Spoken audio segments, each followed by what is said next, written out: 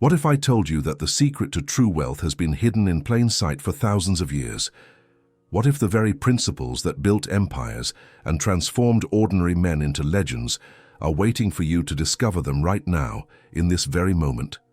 Picture this. A young man sits in darkness, overwhelmed by debt, dreams shattered, hope fading like smoke in the wind. That man could be you. That man could be me. That man was Napoleon Hill before he unlocked the mysteries that would change millions of lives forever. But here's what makes this story extraordinary. The same principles Hill discovered through decades of research were already written in ancient wisdom, spoken by King Solomon nearly 3,000 years ago. You see, wealth isn't just about money. It never was. The richest man who ever lived understood something that escapes most people today. True riches flow from wisdom, and wisdom creates wealth that transcends generations. When Napoleon Hill spent 20 years studying the most successful people of his time, he was unknowingly rediscovering what Solomon had already revealed, that prosperity without wisdom is poverty in disguise. Are you tired of living paycheck to paycheck while others seem to effortlessly attract abundance? Are you ready to stop being a spectator in your own life and become the architect of your destiny?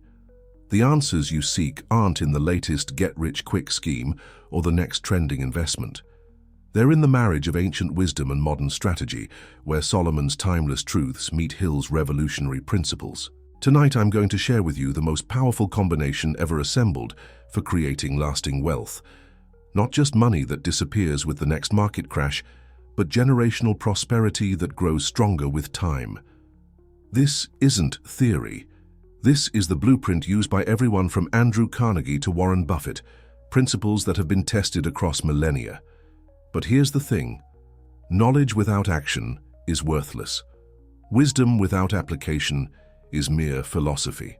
So if you're ready to transform your financial reality, if you're prepared to think differently than the masses who struggle while dreaming of more, then subscribe to this channel right now, hit that like button, and comment below.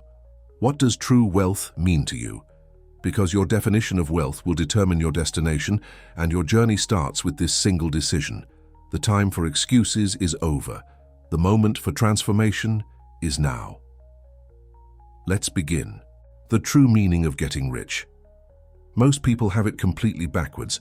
They think wealth is about having more money than they know what to do with, about buying expensive toys and impressing others with their possessions. But this fundamental misunderstanding is exactly why 90% of people will never experience true financial freedom. Napoleon Hill discovered this truth when he interviewed Andrew Carnegie, the richest man of his era. Carnegie didn't measure his wealth by his bank account alone. He measured it by his ability to multiply value for others. He understood what Solomon wrote thousands of years earlier. The hand of the diligent makes rich, but he who deals with a slack hand becomes poor. Diligence isn't just about working hard. It's about working with wisdom, purpose, and strategic thinking. True wealth begins in the mind. It's a state of consciousness before it's a state of your bank account. Solomon revealed this when he wrote, "As a man thinks in his heart, so is he." Your current financial situation is nothing more than a physical manifestation of your mental patterns, your beliefs about money, and your relationship with value creation. Think about this for a moment. Every billionaire started with the same 24 hours you have. Every successful entrepreneur began with similar limitations, fears, and obstacles. The only difference, they understood that getting rich isn't about taking from others. It's about creating such immense value that abundance flows naturally back to you. Hill called this the law of increasing returns. When you focus on giving more value than you receive, more service than you're paid for, more quality than is expected, the universe has no choice but to compensate you abundantly. This isn't mystical thinking. It's practical wisdom. Amazon doesn't make billions by accident. They've mastered the art of creating value at scale. But here's where most people get stuck. They think small. They think in terms of jobs instead of empires, paychecks instead of passive income, survival instead of significance. Solomon understood this limitation when he wrote, "Where there is no vision, the people perish." Your vision determines your ceiling. If you can only see yourself as an employee, you'll never become an employer. If you can only imagine earning 5 figures, 6 figures will remain a fantasy. The wealthy think differently about time, money, and opportunity. While others see obstacles, they see stepping stones. While others see problems, they see profit centers. While others see impossibility, they see inevitability. This shift in perspective is the first and most crucial step toward true wealth. Consider Thomas Edison, one of Hill's subjects. He didn't just invent the light bulb. He created entire electrical systems, power grids, and industries. He thought beyond the immediate problem to the ecosystem of solutions. When everyone else saw darkness, he envisioned a world illuminated. That's the mindset of true wealth creation: burning desire and wise choices. Desire is the starting point of all achievement, but not all desires are created equal. Hill discovered that the difference between wishful thinking and wealth creation lies in the intensity and clarity of your burning desire. Solomon understood this principle when he wrote, "The desire of the righteous is only good, but the expectation of the wicked is wrath." Your desire must be so clear, so specific, so emotionally charged that it becomes an obsession in the most positive sense. It's not enough to want more money. Children want candy. Successful people have definite, time-bound, measurable desires backed by concrete plans and unwavering determination. But here's the wisdom Solomon adds to Hill's teaching. Your desires must be righteous, meaning they must serve not just your own interests, but the greater good. The wealthiest people in history didn't get rich by being selfish. They got rich by solving problems for millions of people. Bill Gates didn't desire money. He desired to put a computer on every desk in every home. The money followed the mission. Hill tells us about a young man named Edwin Barnes who had nothing but a burning desire to be Thomas Edison's business partner. He didn't have education, connections, or capital. What he had was an all-consuming desire combined with the wisdom to start wherever he could. He began as a janitor in Edison's laboratory, but he never lost sight of his ultimate goal.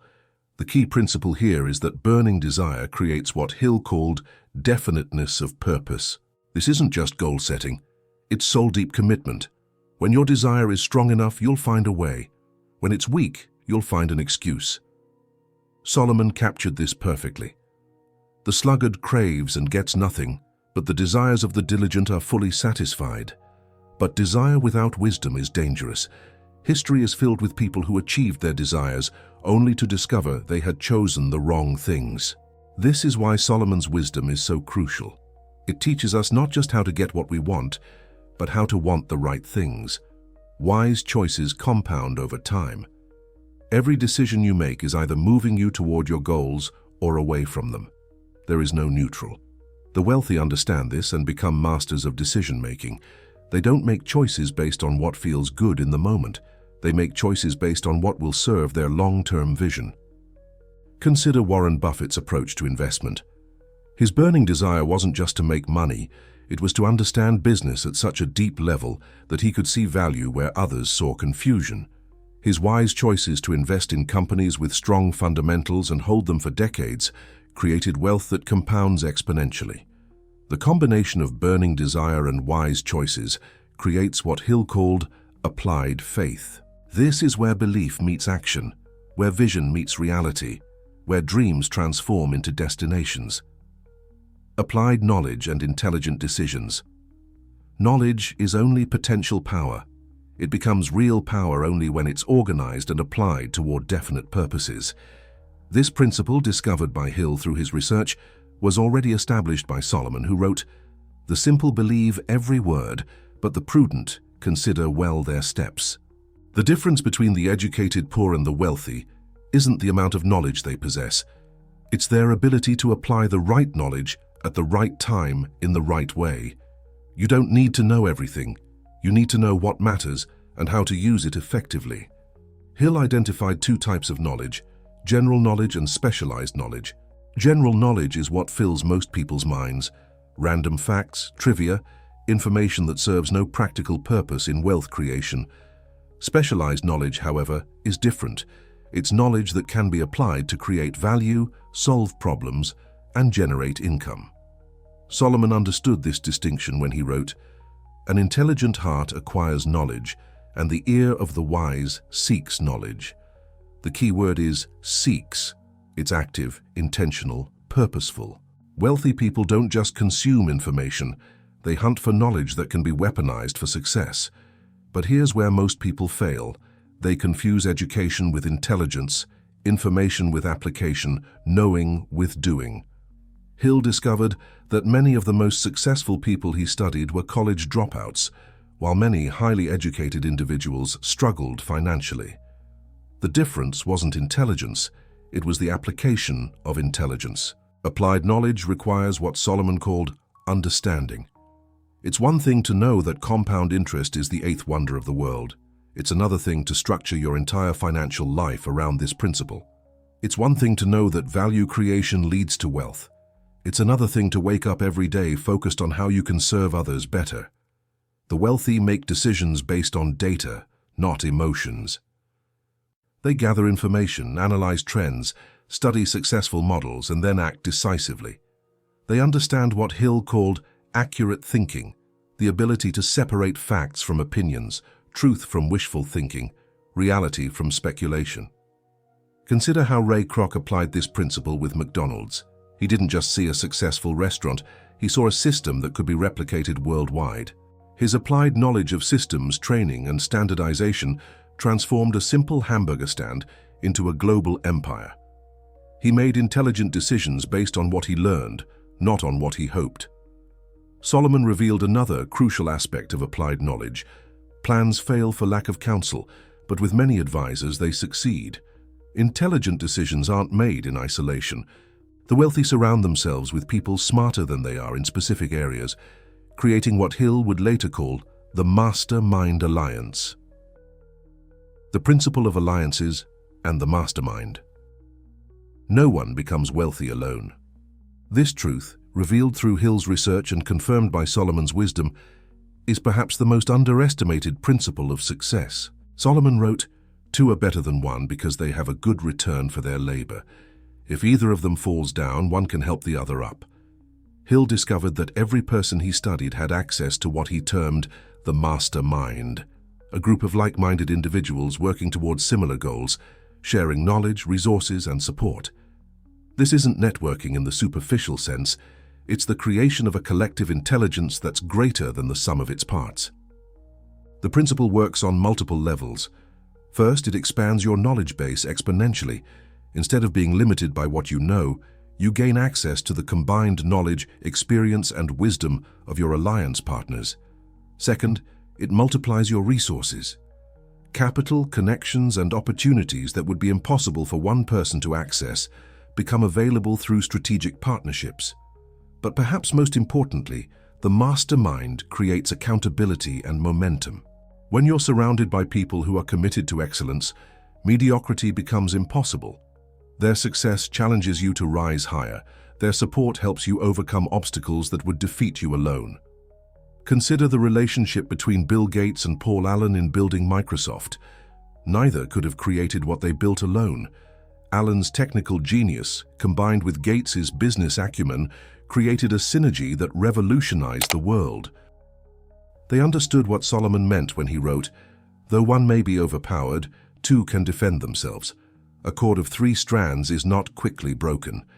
The wealthy don't compete, they collaborate. While others guard their knowledge jealously, successful people share it freely because they understand the principle of reciprocity. The more value you provide to your network, the more value flows back to you in unexpected ways. Hill identified specific characteristics of effective mastermind alliances. First, they must be based on harmony of purpose. Everyone must be working toward compatible goals. Second, they require definite meeting times and agendas. Casual associations don't create extraordinary results. Third, they demand mutual respect and benefit. It's not about using people, it's about serving each other. Solomon revealed the spiritual dimension of this principle. "Where 2 or 3 gather in my name, there am I with them." When people unite around worthy purposes, they tap into a power greater than themselves. This isn't mysticism, it's the observable phenomenon that occurs when human potential is properly aligned and focused. Think about the mastermind that surrounded Andrew Carnegie. He didn't try to be an expert in steel production, finance, labor relations, and marketing. Instead, he assembled the most brilliant minds in each area and orchestrated their combined efforts toward a common vision. The result was wealth beyond his individual capacity to create. Modern examples abound. The founders of Google, PayPal, and Facebook all emerged from networks of brilliant, ambitious individuals who supported and challenged each other. Silicon Valley itself is a massive mastermind alliance where ideas, capital, and talent flow freely among those committed to innovation and value creation. Self-discipline and personal mastery. Without self-discipline, all other principles become mere theory. Hill discovered that every successful person possessed extraordinary self-control, particularly in 4 key areas: thoughts, emotions, time, and money. Solomon understood this principle deeply, writing, "Better a patient person than a warrior, one with self-control than one who takes a city." Self-discipline isn't about punishment or deprivation, it's about freedom. The disciplined person is free to choose their response to any situation, while the undisciplined person is a slave to their impulses, emotions, and circumstances. This freedom is the foundation of all wealth creation. Hill identified the most crucial area of self-discipline: control over your thoughts. He discovered that successful people are careful guardians of their mental input. They choose what they think about, what they focus on, and what they allow to influence their minds. They understand that you cannot afford the luxury of negative thinking if you want positive results. Solomon revealed this principle thousands of years earlier. Above all else, guard your heart, for everything you do flows from it. Your heart, in biblical terms, refers to your innermost thoughts and beliefs. Everything in your external world is a reflection of your internal world. Master your thoughts, and you master your destiny. But self-discipline goes beyond positive thinking. It requires what Hill called controlled attention. This is the ability to focus your mental energy on your most important objectives, without being distracted by the endless stream of urgent but unimportant demands on your time and attention. Consider how Steve Jobs applied this principle. He was famous for his extreme focus, his willingness to say no to thousands of opportunities so he could say yes to the few that mattered most. This disciplined focus allowed Apple to create products that changed the world, rather than being just another technology company trying to do everything for everyone. Financial discipline is equally crucial. The wealthy understand the difference between assets and liabilities, between investing and consuming, between delayed gratification and instant pleasure. They make their money work for them instead of working for their money. Solomon captured this wisdom. The wise store up choice food and olive oil, but fools gulp theirs down. Time discipline separates the successful from the struggling. Everyone gets the same 24 hours, but the wealthy understand that time is their most valuable asset. They invest it carefully, protect it jealously, and use it strategically. They know that how you spend your time determines how you spend your life. Hill discovered that successful people are early risers who use the quiet morning hours for their most important work. They plan their days in advance, prioritize ruthlessly, and eliminate time-wasting activities. They understand what Solomon taught. For everything there is a season and a time for every matter under heaven. Emotional discipline might be the most challenging but also the most rewarding form of self-mastery. The wealthy don't allow fear, greed, anger, or impatience to drive their decisions. They develop what Hill called emotional maturity, the ability to remain calm and rational regardless of external circumstances. Personal mastery requires daily practice. It's not achieved once and maintained forever. It's a continuous process of growth and refinement. The disciplined person understands that small, consistent actions compound over time to create extraordinary results. Faith and the programming of the mind. Faith, as Hill discovered, is not just a religious concept. It's a psychological and practical principle that can be developed and applied to achieve any goal. Solomon understood this when he wrote, "Trust in the Lord with all your heart and lean not on your own understanding. In all your ways submit to him, and he will make your paths straight." Hill defined faith as the head chemist of the mind, because it transforms ordinary thoughts into their spiritual equivalent. When you have complete faith in the achievement of your goals, your subconscious mind begins to work automatically toward their realization. This isn't mystical thinking, it's the natural result of programming your mental computer with clear, consistent, and emotionally charged instructions. The wealthy understand that belief is a choice. They choose to believe in their ability to succeed, in the possibility of their dreams, in the abundance of opportunities around them. This choice of belief then influences their actions, their decisions, and their persistence in the face of obstacles. But faith without works is dead, as Solomon would say. True faith is demonstrated through action. When you have genuine faith in your goals, you act as if their achievement is inevitable.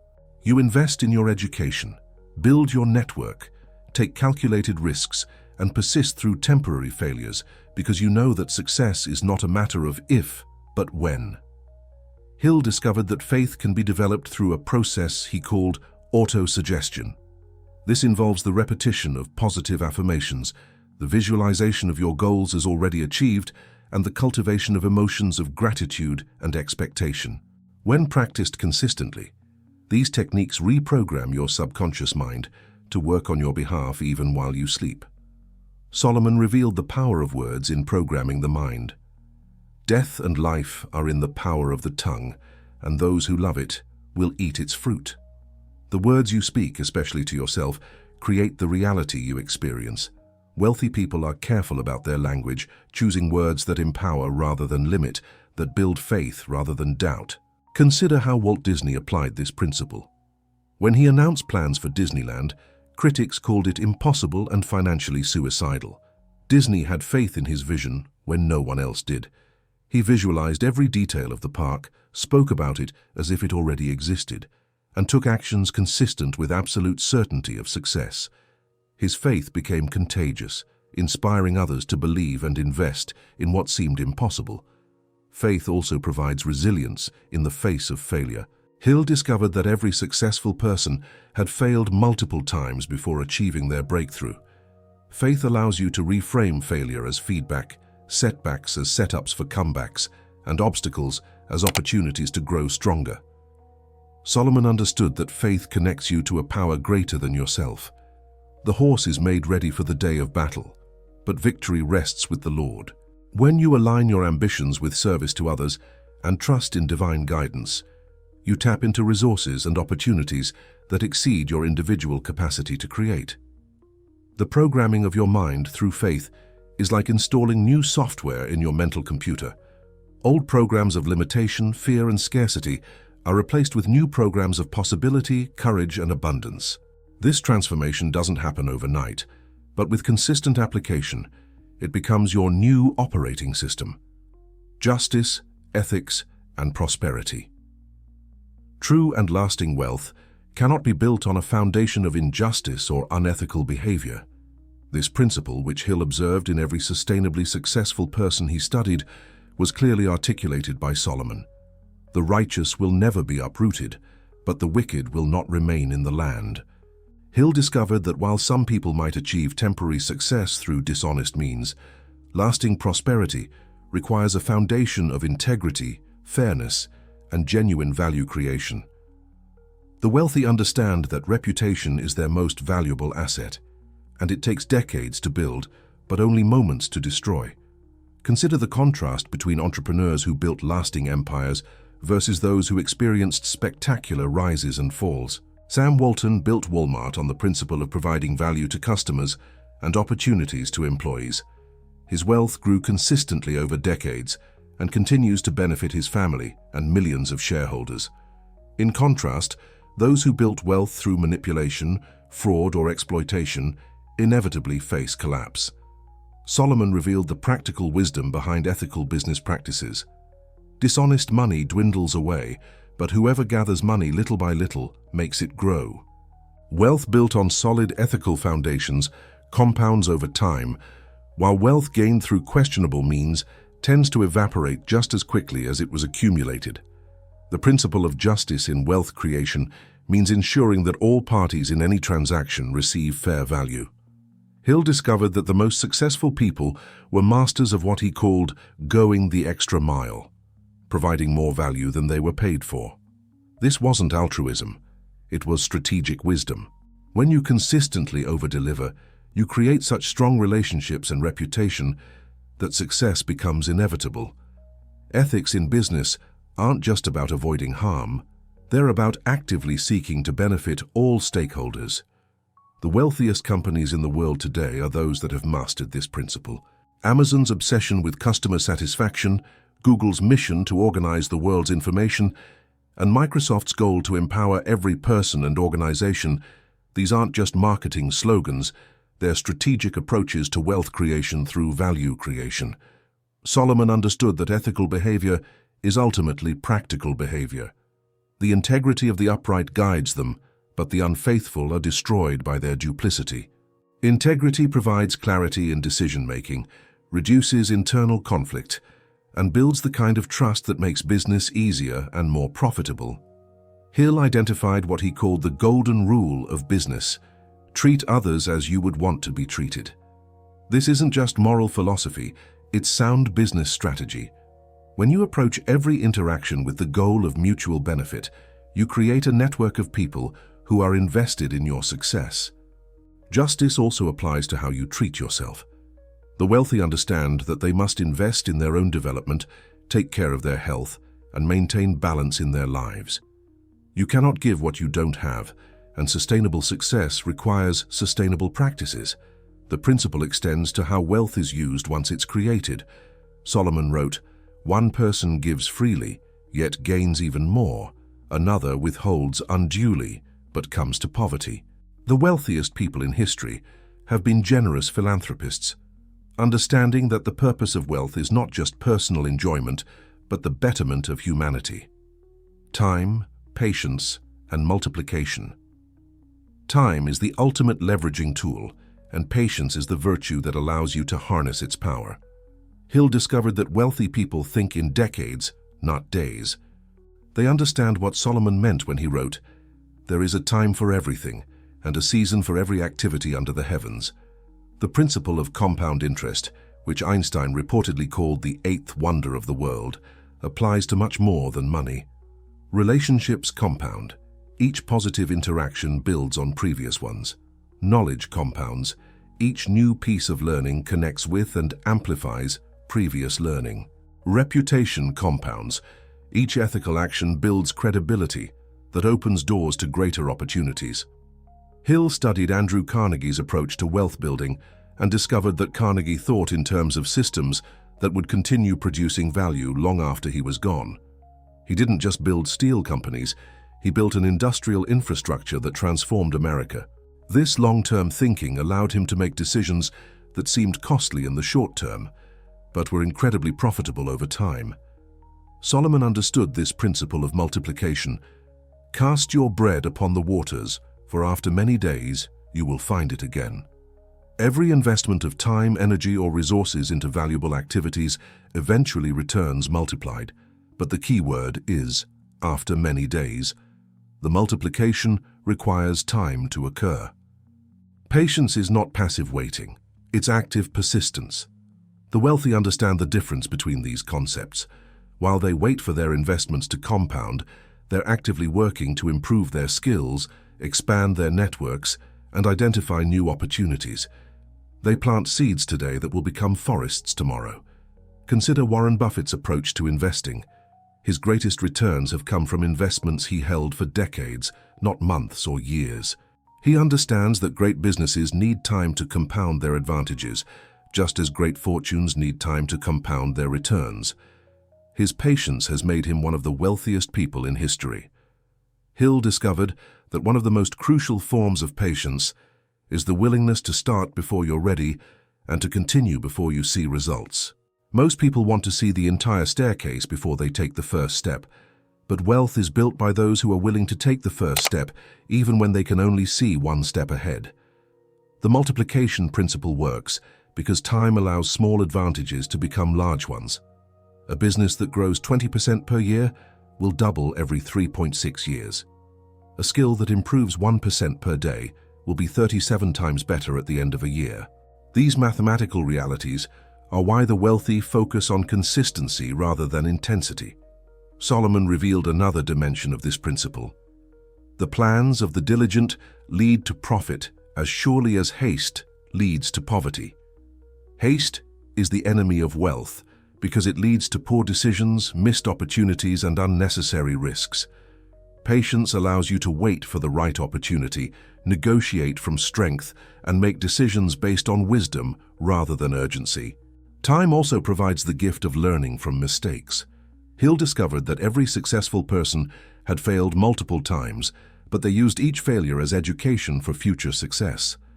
Patient people can afford to fail and learn because they're not desperate for immediate results. Legacy, wisdom, and wealth for generations. The ultimate purpose of wealth is not personal consumption, but generational impact. This principle, which Hill observed in the most successful families he studied, was clearly articulated by Solomon. A good person leaves an inheritance for their children's children, but a sinner's wealth is stored up for the righteous. True wealth transcends the individual who creates it. It becomes a resource for advancing family, community, and humanity for generations. The wealthiest families in history, the Rockefellers, the Carnegies, the Rothschilds, understood that their role was not just to accumulate wealth, but to steward it for maximum positive impact over time. Hill discovered that people who think in terms of legacy make different decisions than those who think only of themselves. Legacy thinkers invest in education, build institutions, create systems, and develop people. They understand that their greatest achievement is not the wealth they accumulate, but the positive change they enable in the world. Solomon revealed the spiritual dimension of legacy thinking. Train up a child in the way he should go. Even when he is old, he will not depart from it. The wealthy understand that their most important investment is in people, their children, their employees, their communities. Money can be lost and regained, but the impact you have on people lasts forever. Legacy wealth is built differently than personal wealth. It requires creating assets that appreciate over time, building businesses that survive beyond their founders, and establishing principles and values that guide decision-making across generations. It's about building wealth that serves rather than wealth that merely accumulates. Consider how John D. Rockefeller approached this challenge. He didn't just create Standard Oil, he created a family office, a foundation, and a set of values that have guided his descendants for over a century. The Rockefeller family has maintained and multiplied their wealth across 5 generations because they understood that money without wisdom is quickly lost. Hill identified specific strategies that legacy builders use. They document their wisdom, create formal structures for wealth preservation, educate their heirs about responsibility and stewardship, and align their wealth with purposes greater than personal pleasure. They understand that inherited money without inherited wisdom creates entitled, incompetent heirs who dissipate the family fortune. The principle of legacy also influences how wealth is created. Legacy builders don't pursue get-rich-quick schemes because they understand that sustainable wealth requires sustainable practices. They build businesses that solve real problems for real people, creating value that justifies their profits and ensures longevity. Solomon understood that legacy is ultimately about wisdom rather than wealth. Wisdom is more precious than rubies, and nothing you desire can compare with her. A person who inherits wisdom will create wealth, but a person who inherits only wealth without wisdom will lose both. Legacy thinking also influences how you treat people today. Hill discovered that successful people are careful about their relationships because they understand that their reputation and network are assets they will pass on to their children. The way you conduct business today affects the opportunities available to your family tomorrow. The ultimate legacy is not the money you leave behind, but the positive change you enable in the world. When your wealth is used to solve problems, create opportunities, and improve lives, it becomes a force for good that multiplies across generations. This is the highest form of wealth creation, using your success to enable the success of others. Here we are, at the end of a journey that has taken us through thousands of years of wisdom, across the minds of the most successful people who ever lived, and into the heart of what it truly means to be wealthy. But this isn't really an ending. It's a beginning. Everything you've learned here is worthless unless it transforms into action, and action without persistence is merely activity. Napoleon Hill spent 20 years discovering what Solomon knew 3 millennia ago. True wealth is not an accident, not a stroke of luck, not a privilege reserved for the chosen few. It's the inevitable result of applying timeless principles with unwavering consistency. It's the harvest that comes to those who plant the right seeds, tend them with patience, and trust in the power of compound growth. You now possess the blueprint used by every person who has ever created lasting prosperity. The combination of burning desire guided by wisdom, specialized knowledge applied with intelligence, disciplined action supported by faith, ethical practices sustained by patience, and legacy thinking that transcends the individual. These principles have created more wealth than all the gold mines, oil wells, and stock markets in history combined. But here's what separates those who dream from those who achieve: the decision to begin. Right now, in this moment, you're at a crossroads. You can close this video, return to your comfortable patterns, and continue living the same life you've always lived. Or you can make the decision that will change everything, the decision to apply what you've learned. The path won't be easy. Hill's research revealed that every successful person faced moments of doubt, periods of failure, and seasons of testing that would have defeated lesser individuals. Solomon himself wrote, "I have seen something else under the sun. The race is not to the swift or the battle to the strong, nor does food come to the wise or wealth to the brilliant or favor to the learned, but time and chance happen to them all." Yes, there will be challenges you cannot predict and obstacles you cannot avoid. But you now have something most people never possess: a proven system for creating wealth that has worked for thousands of years and will continue working for thousands more. You have the wisdom to make intelligent decisions, the knowledge to take effective action, and the understanding that true prosperity serves not just yourself, but all those whose lives you touch. Remember what Carnegie told Hill: "The way of success is the way of continuous pursuit of knowledge." Your education doesn't end here. It accelerates. Every book you read, every skill you develop, every relationship you build, every failure you transform into learning is an investment in your inevitable success. The world needs what you have to offer. Your unique combination of talents, experiences, and dreams can solve problems that no one else can solve. Your success isn't just about you. It's about everyone who will benefit from the value you create, the jobs you provide, the innovations you fund, and the legacy you leave. Solomon's final wisdom echoes across the ages. Remember your Creator in the days of your youth, before the days of trouble come, and the years approach when you will say, "I find no pleasure in them." The time to begin is now, while you have energy, time, and opportunity. Wealth created in youth compounds over decades. Wisdom gained early guides you away from costly mistakes. Action taken today creates the momentum that carries you to extraordinary destinations. So I challenge you, no, I dare you, to make this moment the turning point in your financial life.